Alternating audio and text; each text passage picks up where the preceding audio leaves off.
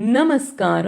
ಕೊನೆಗೂ ಕ್ರಿಶ್ಗೆ ರೋಹಿಣಿ ತನ್ನ ಅತ್ತೆ ಅಲ್ಲ ತಾಯಿ ಅನ್ನುವ ವಿಷಯ ತಿಳಿದು ತುಂಬಾನೇ ಬೇಜಾರು ಮಾಡಿಕೊಂಡು, ಯಾಕಮ್ಮ ನೀನು ಇಷ್ಟು ದಿನ ಸುಳ್ಳು ಹೇಳಿಕೊಂಡು ಬಂದೆ ಅಂತ ಕ್ರಿಶ್ ರೋಹಿಣಿಯ ಹತ್ರ ಕೇಳುತ್ತಾನೆ. ಆಗ ರೋಹಿಣಿ, ದೊಡ್ಡವರು ಮಾಡಿದ ತಪ್ಪಿನಿಂದ ಈ ಸುಳ್ಳನ್ನ ಹೇಳಬೇಕಾಯಿತು, ಈ ವಿಷಯವನ್ನ ನೀನು ಯಾರ ಹತ್ತಿರನೂ ಹೇಳಬಾರದು ಅಂತ ರೋಹಿಣಿ ಕ್ರಿಶ್ ಹತ್ತಿರ ಮಾತನ್ನ ತೆಗೆದುಕೊಳ್ಳುತ್ತಾಳೆ. ಹಾಗೂ ರೋಹಿಣಿ ಅವರ ತಾಯಿಗೆ, ನೀನು ಮತ್ತೆ ಕ್ರಿಶ್ ಈ ಮನೆಯಿಂದ ಈಗಲೇ ಹೊರಟು ಬಿಡಿ, ನಾನು ಕ್ರಿಶ್ನ ನೋಡಲು 2 ದಿನ ಬಿಟ್ಟು ಬರುತ್ತೇನೆ, ಯಾರಾದರೂ ಬರೋ ಮುಂಚೆ ಇಲ್ಲಿಂದ ಹೋಗಿ ಅಂತ ಹೇಳುತ್ತಾಳೆ. ಇನ್ನು ಇಂದಿನ ಪ್ರೋಮೋದಲ್ಲಿ ಕ್ರಿಶ್ ಹಾಗೂ ರೋಹಿಣಿಯ ತಾಯಿ ಮನೆಯಿಂದ ಹೋಗುವ ಸಂದರ್ಭದಲ್ಲಿ ಕ್ರಿಶ್ ರೋಹಿಣಿಯ ಮಗ ಅಂತ ಎಲ್ಲರಿಗೂ ತಿಳಿಯಲಿದೆ.